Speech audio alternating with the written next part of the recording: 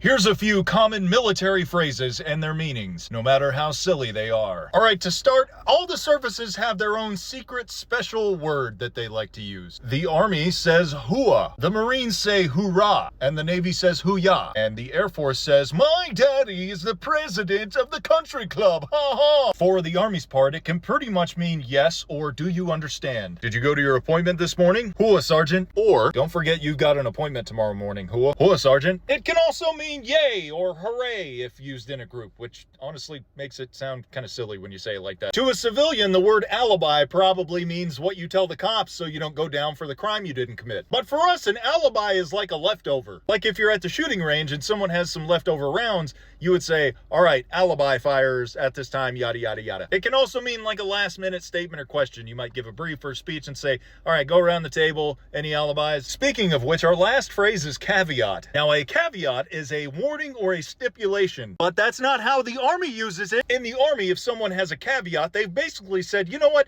that guy or girl talked for a very long time, and I would like to have a piece of that. I would love some of that attention too. So I'm going to have a caveat and prolong this engagement. At which point that butthead will stand up and say, hey, I've got a caveat. That's not what it means! And there you have it, caveat. Now you know, and knowing is half the battle.